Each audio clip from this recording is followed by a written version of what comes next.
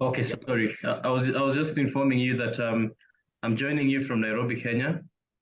My name is Linus Otieno. I am a psychologist by training. I practice at a psychiatric hospital, at one of the psychiatric hospitals here in Kenya. And I've also got a passion for sports and athletics. I train every day. I used to be a rugby player. I also captained my high school team when I was in high school about 4 years ago, 6 years ago, actually. Yeah, now we can So, see. yeah, work our intern and employees' mental health. So, yeah, we work with, and since we're talking to, are you able to hear me? You can hear me? Yeah, we can hear you. However, you are breaking. Could you start from the first slide? Because it seems like we look. Okay, yeah. Yes, sir. So, I'm in the first slide. So work affects a person's mental health, while in turn, an employee's mental health also can affect the workplace. We know, according to a study that was done in 2019, that about 82% of workers with a diagnosed mental illness choose not to inform their workplace manager about their condition. So although we may be saying that we made huge strides in the field of mental health, there's still so much stigma surrounding mental health. There's also a study that I was looking into not long ago that said that people are actually more likely to talk about their physical illnesses at work. People are more likely to report to their boss that they have or a kidney problem or a blood problem than they are to report to their boss that they're depressed or they're anxious. And the problem is even far much worse here in Africa, considering the fact that we have people joining us from Germany as well. So we know that half of all mental health conditions start as early as the age of 14. And although most of them start very early, it's sad to say. So I was saying that people with mental health conditions can perform very well in a job, especially if they're working in a supportive work environment that promotes the mental health. We also know that the prevalence of mental disorders or mental illnesses tend to peak in people between the ages of 18 and 25. But for some reason, it drops significantly as we grow older. So people 50 and over are less likely to develop a mental health condition compared to people between the ages of 18 and 25. This is a statistics, a mental health statistic in Kenya by the World Health Organization that found about that 1 out of every 4 Kenyans that regularly seek outpatient medical services has a mental health condition. So mental health conditions are very common in Kenya. And 1 in 10 Kenyans has a mental illness, and 1 in every 4 Kenyans that regularly seek outpatient medical services has a mental health condition. So they're that common. I mentioned depression and anxiety being 2 of the most common illnesses in the world. Studies actually show that in the mental health of an employee, of an individual, there's a 4-fold return in terms of investment, in terms of investments in terms of productivity within 4 years. So if you invest $1 in the mental health of an individual, within 4 years, you're going to get 4-fold, 4 times the amount of investment that you've made on that individual. So what really is mental health? Mental health, according to the World Health Organization, is a state of well-being in which an individual is able to realize their potential. Mental health is able to cope with the daily normal life stresses. Mental health individual is fruitful when you're productive and when you're able to make a contribution to the community. I repeat, mental health is a state of well-being in which an individual is able to realize their potential. Mental health is when you're able to cope with the daily normal life stresses. Mental health is when you're productive, to make a contribution to the community. So that is mental health. Poor mental health is just the opposite of what you're seeing on the screen. It's a state of psychological unwellness where you're not able to realize your potential. Poor mental health is when you struggle to cope with the daily normal life stresses. Poor mental health is also when you're not productive, when you work very hard and can't seem to see the fruits of your labor. And lastly, poor mental health is when you struggle to make a contribution to the community. When you think of a community, you're probably thinking of of the whole society, but the community starts with you as an individual. If you're a Christian and you believe in the Holy Trinity, you also believe that man is a spirit. A man is a spirit, he possesses a soul, and then he lives in a body. So one human being is already a community within himself. So mental health is when you're able to make a contribution to the community that you are as an individual. Before you make a contribution to the community that you have as your family, the community that you have, as the team that is under you, because I know that most of us here are coaches. So mental health is when you're able to make a contribution to the community that you serve. Here are some myths about mental health that are very common. We're going to try to dispel a few of them, not all of them. The first myth is that mental health conditions are rare. They're not rare. We're having a global mental health crisis. There's something that we're calling the loneliness epidemic that studies that have been done in the Western world especially, they're highlighting something very new, something very strange called the loneliness epidemic. And what really is the loneliness epidemic? We're having over half of men, 50% of men between the ages of 18 and 35 for the entire 2023, about half of men between the ages of 18 and 35 do not have sex even once. Half of men, and about a third of men reporting that they're not looking for any kind of short-term or long-term relationship with the opposite gender. So men are increasingly choosing to remain alone. Men are increasingly choosing to shy away from intimate relationship with the opposite gender, or even for men who are homosexual with intimate relationship with people of the same gender. So we're having the loneliness epidemic, people choosing to stay alone, people keeping to themselves, and people avoiding real romantic relationships. When we know that the single most predictive factor for happiness, one factor that is going to predict happiness for most of us, for a majority of the people of the planet, is the number of deep and meaningful connections you're going to have with other people. And yet in a world where we've come up with technology to help us feel more connected to each other, we're talking about the social media, in a world where we have so elaborate, so detailed technology that we've designed to help us feel connected to each other, we're having a majority of young people, a majority of old people, a majority of individuals reporting that they're feeling lonely. This is what we're calling the loneliness epidemic. Some people also believe that when you get into treatment for mental health conditions, the treatment is for life.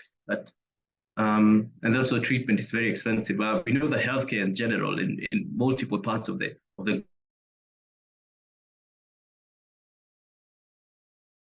have to be for life. A lot of people, when they get into treatment, their symptoms they get into remission within 8 months of treatment, and the doctor or the psychiatrist can taper down your medication. Also therapy, you don't really need to be maintained on medication. You can also be maintained on psychotherapy, or what we call talk therapy. So treatment doesn't have to be for life, and mental illness is not always due to a bad spirit or demon possession, like most Africans would believe, that the mentally ill people that speak to themselves, that see things, that hear voices that you can't hear, are doing so because they're demon possessed or they have a bad spirit. No, mental health conditions are real and they can be treated. And lastly is that nobody with mental illness can lead a normal life. This is false. And the next slide is actually going to prove to us that that's actually a false statement. Sir Winston Churchill, probably one of the most iconic prime ministers of the United Kingdom, had bipolar disorder. Abraham Lincoln, one of also the most famous presidents of the United States of America, had clinical depression. Richard Branson had dyslexia. A famous Kenyan TikTok called Dennis Ombachi, going by the name The Roaming Chef on TikTok, has bipolar disorder. There's several examples even in the world of today. Kanye West has bipolar disorder. Elon Musk, probably the second richest man on the planet right now, Elon Musk has autism spectrum disorder, condition that can affect somebody in so many different ways. So receiving a mental health diagnosis is not a death sentence. I keep joking that for 10 years, our country, Kenya, has had a mentally ill president. because we know that we've had a president probably who had a drinking problem. And a drinking problem is what we call alcohol use disorder, which is a mental illness that is diagnosable and treatable. So receiving a mental health diagnosis is not a death sentence. Also, an example of an athlete that has a mental illness would be Serena Williams, clinical depression. And she's probably the best female tennis player the world has ever seen. And depression did not stop her from rising through the ranks and winning all those medals that she's won, that she's been able to rack up all those years. So that just proves to us that receiving a mental health diagnosis is not a death sentence. You can have a mental disorder, you can have a mental illness, and yet be able to show up and to produce your best on a regular basis. So what really is a mental illness? What are mental illnesses? We have over 300 different mental illnesses in the world. Over 300 different mental illnesses that an individual can be diagnosed with. Each of these 300 different mental illnesses, so there's not a single mental illness that is completely the same as the other. So they're so different from one another. But what they all share in common is that all those 300 mental illnesses affect people in 3 different ways. And what do I mean? Mental illness affects thinking, feeling, and behavior. Mental disorders are a range of conditions that affect mood, thinking, and behavior. So let's start with thinking. How do mental illnesses affect thinking? The perfect example of how a mental disorder would affect thinking would be in reference to sports and maybe athletics. Would be I don't remember the name of the world, the Black American famous golfer. I don't remember his name. I think what we know is that he had a drinking problem. Tiger Woods? Oh. Yes. Yeah, Tiger Woods. I think he had a drinking problem. Correct me if I'm wrong. Being a sensational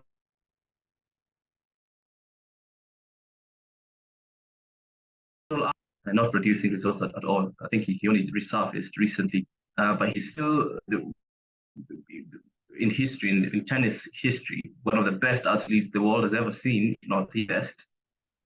But at some point he struggled with the mental illness, probably had depression, which descended into a bad drinking problem that led to decline in his performance. I'm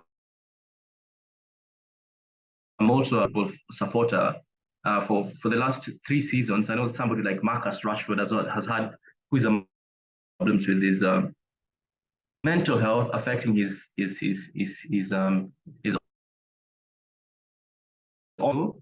every time he scored a goal, he'd point to his head, and that was a sign he was telling the world that I am now scoring. I'm in a rich vein of form because I have sorted out my mental health, and that's why he was pointing to his head. So mental illness can affect how you think, can affect your thought process, and when it affects your thought process, it affects your ability to perform on the field of play. It affects your ability to become a leader, to lead effectively, and to be there for your team members, for the people that are working under you. When you're not able to sleep at night because you're having racing thoughts, because you're so stressed about something, because you're thinking about the relationship that you're having that is not so smooth. That's how it affects your thinking. It can also affect memory. You struggle to remember important information that you need to use on the training ground. You may also struggle to learn information that you need to also incorporate into your training routine. So when you start noticing that there's certain changes in your cognitive functioning, that could be a sign that you may be developing the early symptoms of some form of mental illness, and you probably need to be evaluated. Number 2, mental illnesses also affect feeling. One of the very first questions that we ask people when they come to therapy is, how are you feeling today? Or how have you been feeling over the last few weeks? We typically hear answers such as, I feel so low. I feel very sad. or I feel extremely excited. So extreme excitement could also be a sign of or a symptom of a mental illness. A good example would be a condition like bipolar disorder, one that Sir Winston Churchill had, a condition that makes people to fluctuate between episodes of high and low. So they have very violent mood swings. They fluctuate between episodes of extreme high that we call mania, where they spend money recklessly. They may think that they're more powerful than they actually are. They may be delusional. They may engage in reckless behavior, like having sex with multiple partners within a short period of time. They may spend a lot of money without thinking. So they engage in a lot of impulsive behavior. And then that is often followed by a depressive phase when they're sad, they can't get out of bed, they've lost interest in activities that they normally enjoy, they've self-isolated from people around them, they're keeping to themselves, and so on and so forth. And lastly, mental illnesses can affect behavior. So changes in behavior. You know your team members as a coach. So be on the lookout for any significant changes in behavior. Sometimes they can be subtle, very difficult to notice, but changes in behavior could indicate to you that maybe your team member is not doing well. Like I've already mentioned, withdrawing, keeping to themselves. They do not want to participate in group-related activities, or they look like they cried at night, or they look like they haven't had a wink of sleep for 3 nights, or they're coming to work or to the training ground in the morning and the smelling of alcohol. So changes in behavior, they're easily irritable. They're starting fights with their playmates, with the team members, and so on and so forth. That could be a sign that something somewhere is not okay and they need help. Here are some examples of mental illnesses. These are a few of them. There's about 300 different mental illnesses, but we are only going to mention a few of them. Depression and anxiety disorders. These are 2 of the most common illnesses in the world. Schizophrenia, also another very common illness that is not so well understood, but people that have schizophrenia may hear voices that you cannot hear. They may see things that you can't see. They may believe things that you can't hear, that are not based in reality, and so on and so forth. Alcohol use disorder. We're not trying to demonize alcohol consumption, but alcohol use disorder basically means a disruptive pattern of consumption of alcohol. So you're consuming alcohol to an extent that is affecting your functioning in important areas of life. It's affecting your work, it's affecting your relationships, it's affecting most parts of your life. We also have eating disorders, not very common, but the most common types are anorexia. This is restricted eating, followed by sometimes excessive exercise or induced vomiting when they've eaten, and so on and so forth. And then we have post-traumatic stress disorder. This would affect individuals that are exposed to extremely traumatic information, or that they're exposed to extremely traumatic situations and they may struggle to recover from that. So we know that alcohol use is not an emerging problem, but it's a problem that seems to be getting worse in the society. We've normalized alcohol consumption in multiple areas of our lives. I was just joking with a friend of mine recently that we've normalized alcohol consumption so much in our country here in Kenya that even in a child's birthday party, adults are going to have an after party where they're going to mainly be consuming alcohol. We're not trying to demonize alcohol consumption. We know that there's a safe alcohol, you can consume alcohol to a safe amount, but studies or recent studies are showing that even the tiniest amount of alcohol consumed multiple times a week, we're talking about more than once a week, in the long run, it's going to affect you negatively, whether you like it or not. So we're not saying that drinking alcohol is evil or it's bad, but at least according to studies, even the tiniest amount of alcohol consumption consumed more than twice a week or more than once a week in the long run is associated with multiple problems. We're talking about mental and physical problems.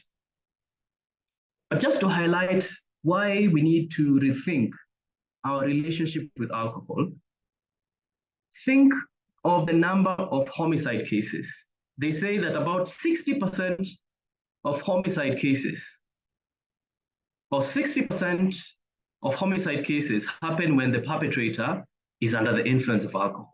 so 60%. And about 50% of victims of violent offense, we're talking about victims of violence, violent criminal offenses, 50% of them are also under the influence of alcohol while the offense is happening. So there's something about alcohol, I think it's the disinhibiting effect of alcohol that tends to bring the worst out of us. So think of any problem, alcohol seems to be making it worse. We're talking about issues regarding rape, especially in campuses and universities, are exacerbated when people drink alcohol. So alcohol is a mind-altering substance that is often seen as a social beverage. But today I wanted us to focus on 4 questions that are going to help you understand if you have a drinking problem. But since you're talking about probably coaches, most of coaches are ex-athletes or they're veterans. They've played before. And you know that as an athlete, alcohol consumption is usually frowned upon, if not prohibited, by most sports organizations. So I'd like to imagine that maybe that although you're not playing anymore, because I'd like to believe that most of you are playing in the past, although you're not playing anymore, you still have carried over some of those attributes of a good athlete. And a good athlete exercises every day, avoids alcohol, or if he must drink, he only consumes it to a safe amount, and takes good care of their own mental and their physical body. But this is how you would know if you have a drinking problem, if you do drink. So we're talking about the 4 questions. We call them the CAGE questionnaire. So the first question that I want you to ask yourself is, have you ever felt that you should cut down on your drinking? Yes or no? Question number 2, have people ever annoyed you by criticizing your drinking?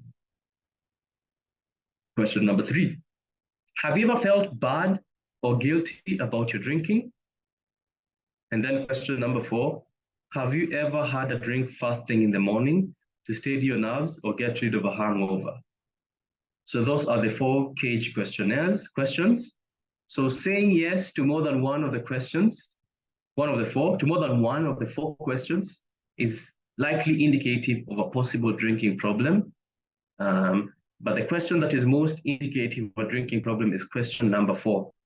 Have you ever had a drink first thing in the morning to steady your nerves or to get rid of a hangover? So saying yes to that question is the most dangerous question. Why? Because that is indicative of alcohol dependency. Okay, so I wanted us to focus on depression just a little bit. It's one of the most common illnesses in the world, the second most common illness in the world, the second most diagnosed illness in the world today after anxiety. But depression is also probably one of the most misunderstood illnesses.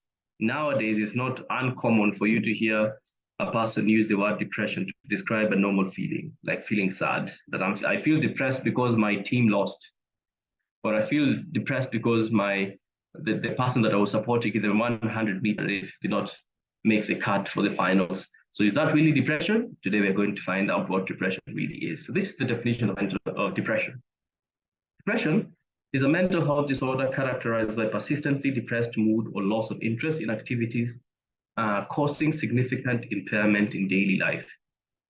Take note of the last part, causing significant impairment in daily life. So it's a mental disorder characterized by persistently depressed mood or loss of interest in activities, causing significant impairment in daily life. So some statistics about depression.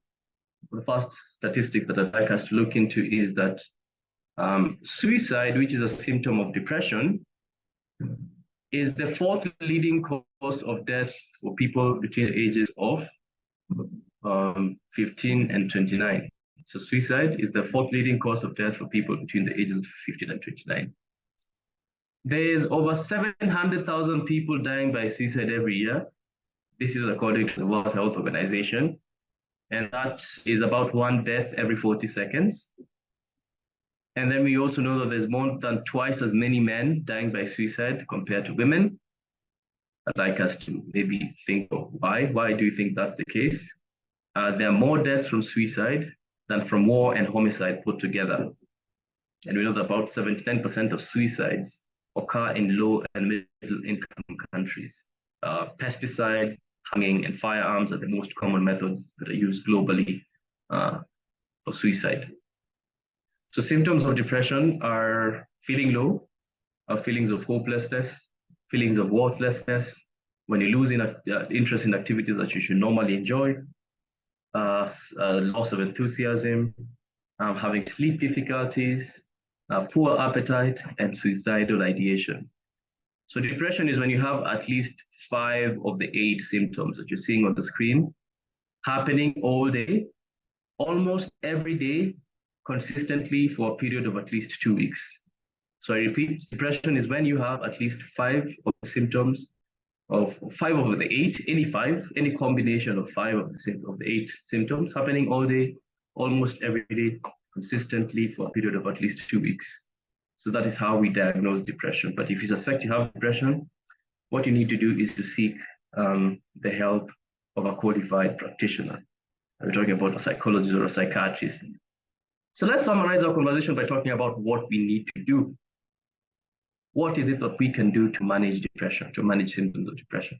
Number 1, you need to try to follow a normal routine as much as you possibly can.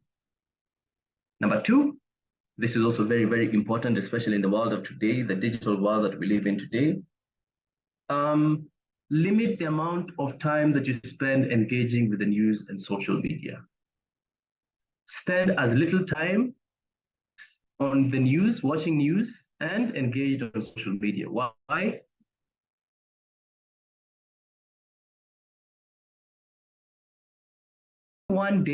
Within just one day, the average man living today is exposed to more harmful information than than somebody that lived 100 years ago was exposed to his entire lifetime. Within just one day, we are exposing ourselves to more negative information within just one day than somebody that lived 100 years ago would have been exposed to his entire lifetime, somebody with a life expectancy of about 60 years. So within one day, we are exposing ourselves to 60 years worth of harmful information about 100 years ago. So that cannot be healthy. That simply cannot be healthy. We know that about 71% of the information that we consume on the news is positive information. It's only a small proportion of the news on CNN, on BBC or any other big media, news agencies. It's only about 29% of the information that we consume there that is negative. But about 71% is positive, according to studies. Although only a tiny proportion of news content is negative, we have brains that are wired to focus on negative information. Why? Because 200,000 years ago, when our ancestors, the hunter and gatherers, were living in the caves and in the jungle, and they were constantly facing snakes, lions, leopards, rattlesnakes, the speed by which an individual is able to process negative information could prove to be the difference between survival and death, could prove to be the difference between survival and extinction. So we evolved to focus on negative information because we think that negative information is the key to survival. But that's not the case.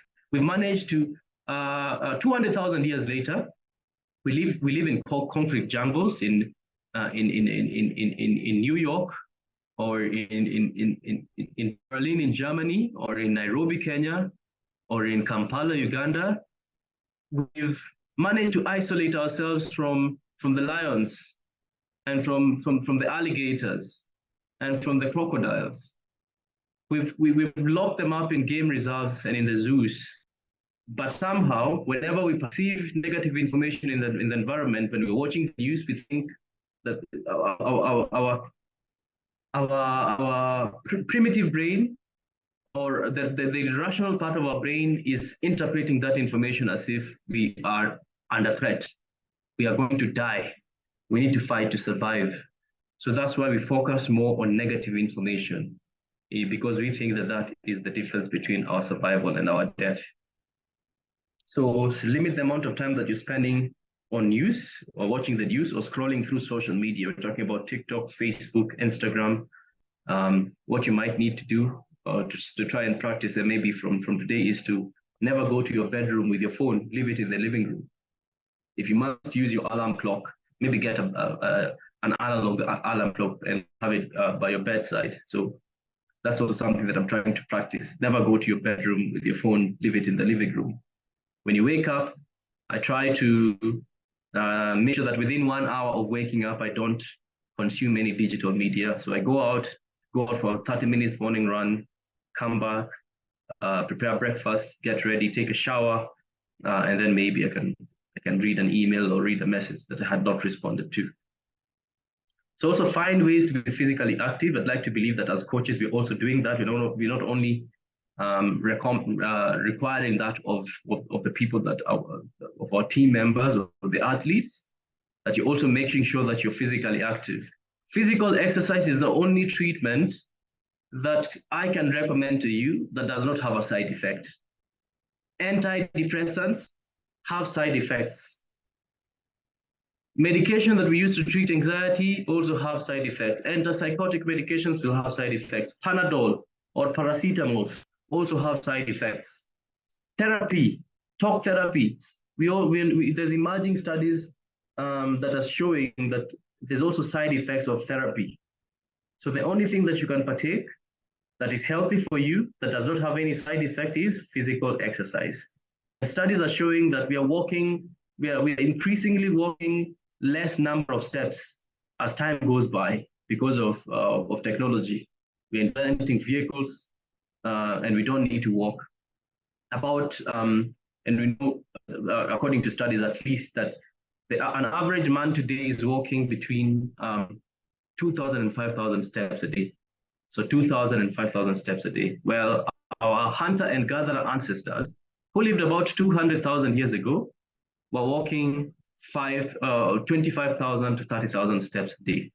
So they were walking 5 times the number of steps that we're walking today. And yet we have the same body, with the same brain, with the same physical makeup, because the Neolithic brain has been in existence for that amount of time, 200,000 years ago, for 200,000 years. Same body, same physical makeup, same requirement, and yet we're walking 5 times less the amount of steps than our hunter and gatherer ancestors were walking. So studies also show that for men that are working in office buildings with a staircase and an elevator, it's only about 2% of men working in a building with a staircase and an elevator that will choose to take the stairs when there's a lift available. So men are choosing the easier option. We're calling it the comfort crisis. So exercise. They say that for every hour that you exercise, you're adding 1 more hour to your lifespan. If you have a liver problem and a heart condition, and you choose to exercise, and you're also overweight, by the way, and you choose to exercise every day from today, studies show that you're going to outlive a healthy person that does not exercise at all. So exercise is good for you, and exercise is the only treatment regime that I can recommend, or regimen that I can recommend, does not have side effect. So find ways to be physically active, eat a healthy and balanced diet, try to get enough sleep. We talk about 8 to 7 hours of sleep every day.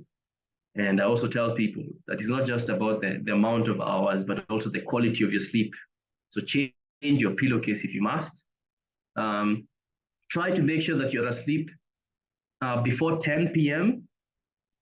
because a study was done that looked at calling them shift workers. We're talking about doctors and nurses, people that work at night, and they're awake past 10 p.m. at night. So the study found that if you're awake past 10 p.m. for more than once a week for a full year, by the time we reach maybe March 2025, the amount of problems that you're going to have are going to probably quadruple. We're talking about physical problems. They're going to increase the probability of yourself developing physical illness, mental health conditions like depression, anxiety, burnout. It goes through the roof. So try to go to bed before 10 p.m.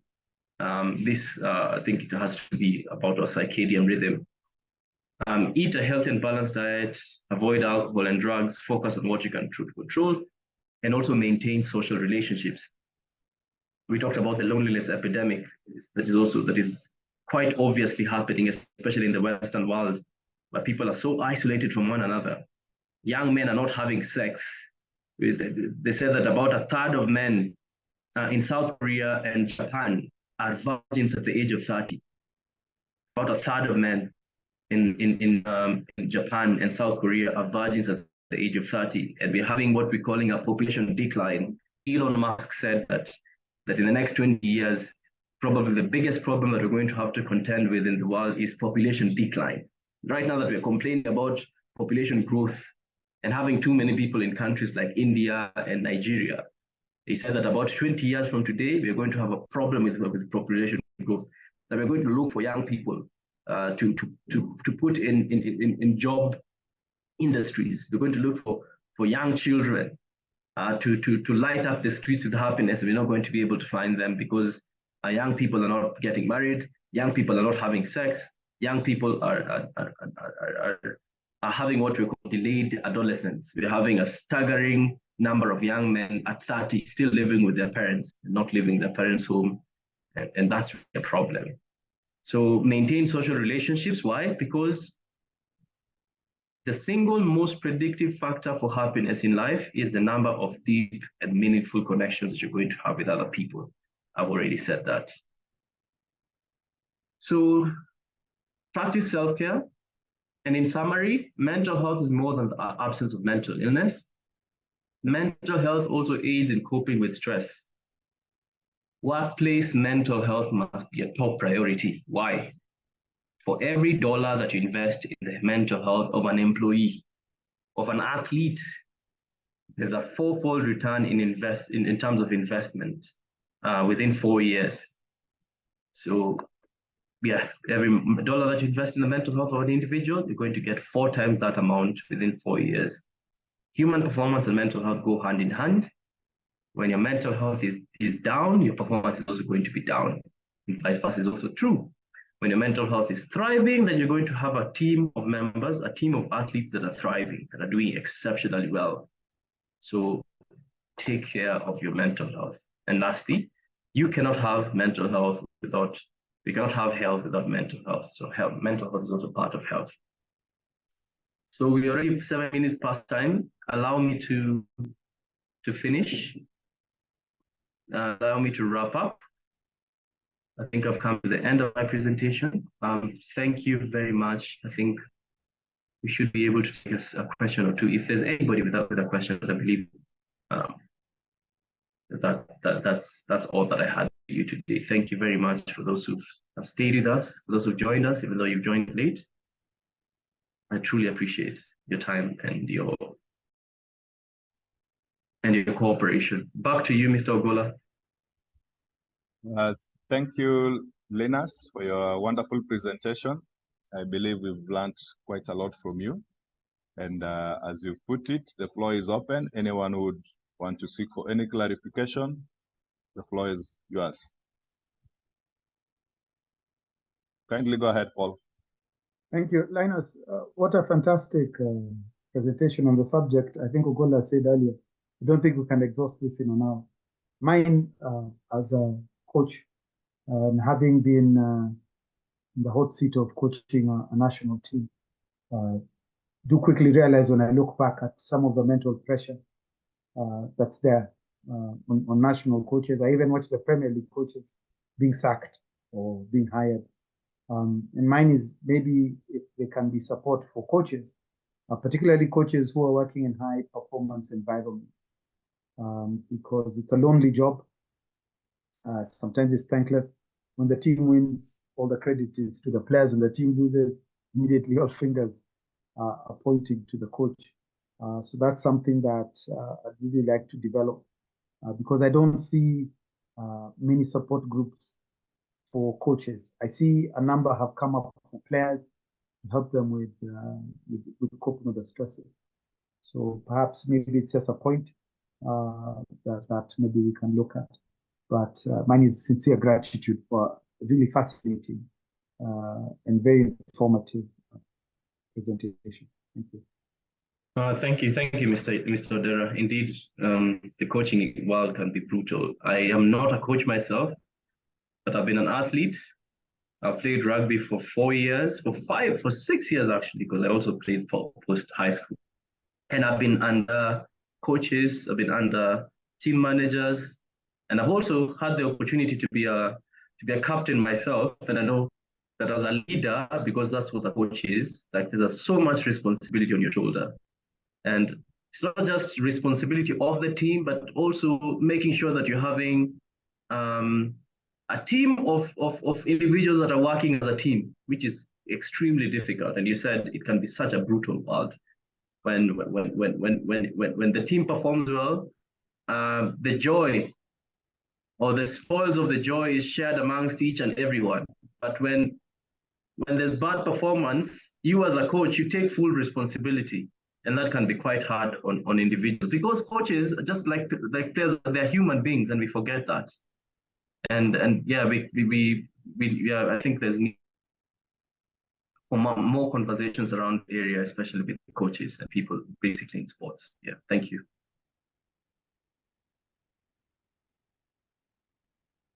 Any other person would want to ask or seek for any clarification from Linus?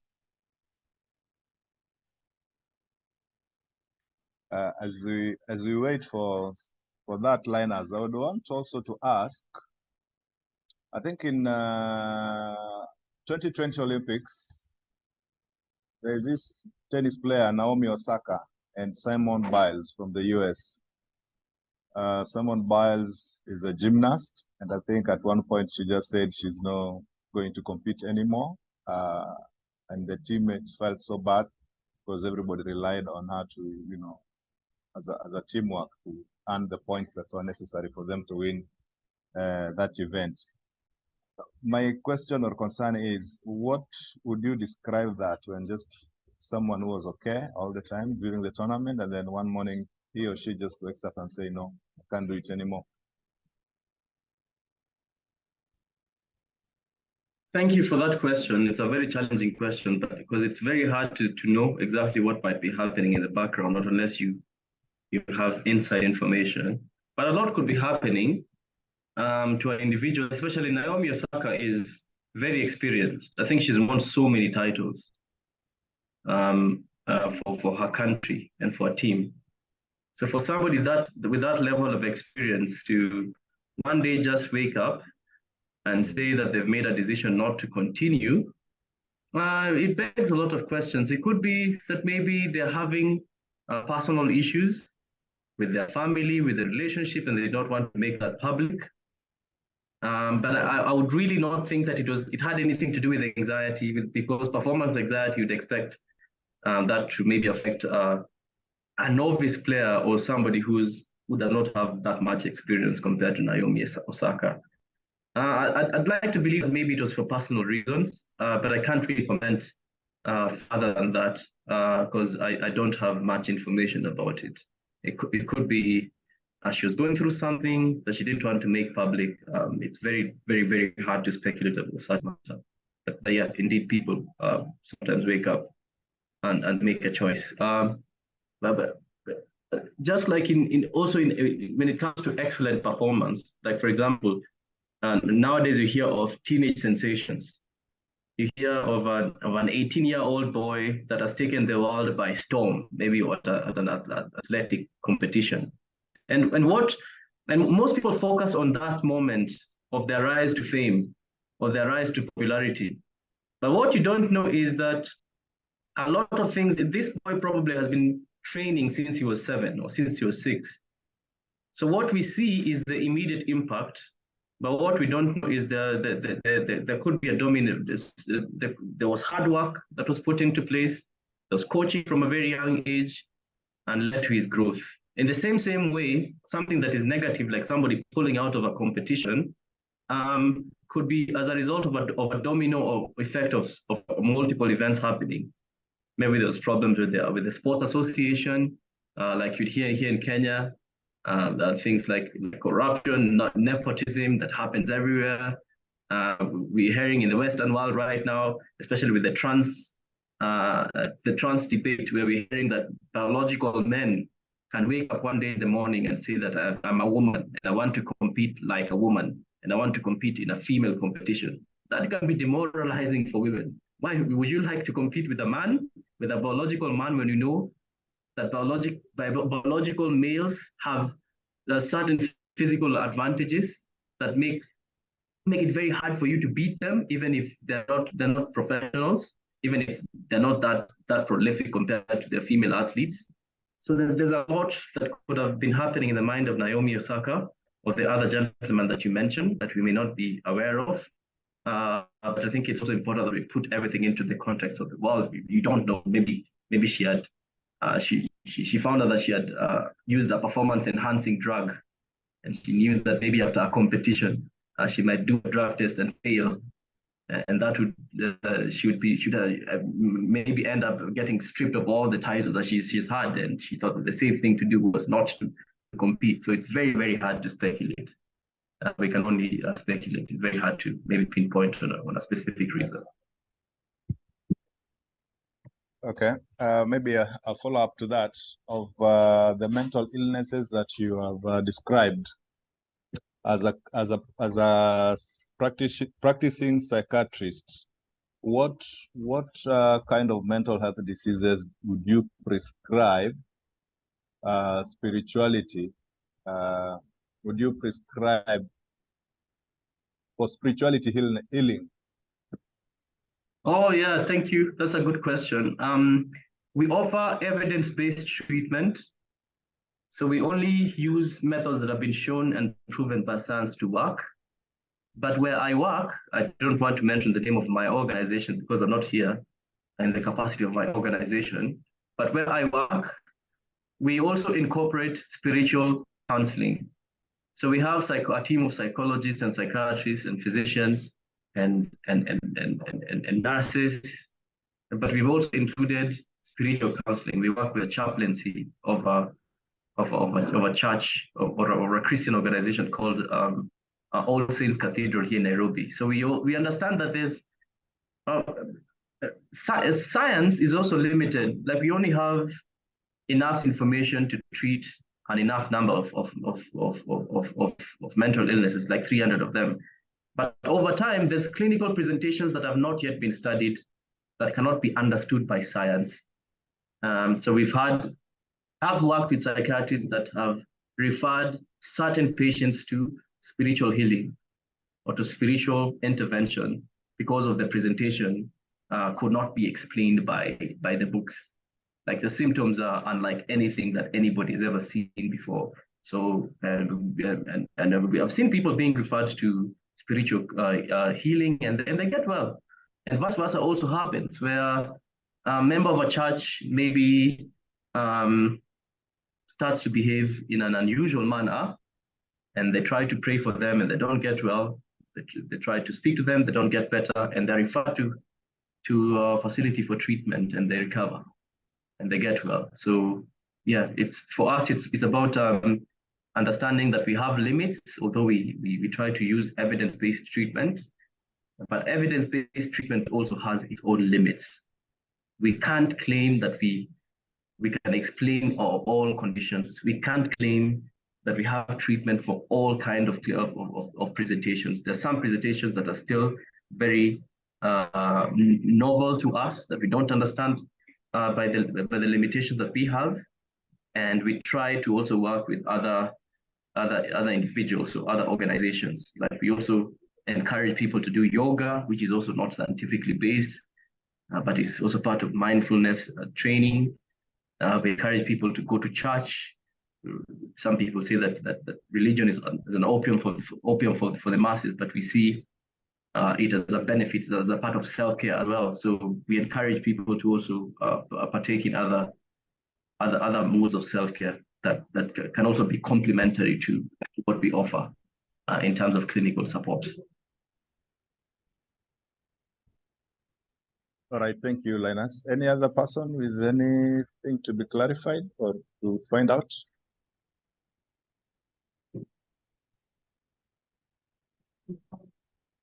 If none, then let me take this opportunity to thank you, Linus, for availing your time and sharing with us, and of course to the participants who have also taken their time to to join. I know the timing was a little bit rushed, but I hope next time we'll give sufficient notice.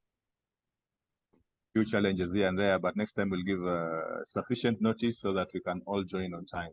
Otherwise, thank you guys and have a good evening, unless there's anything burning.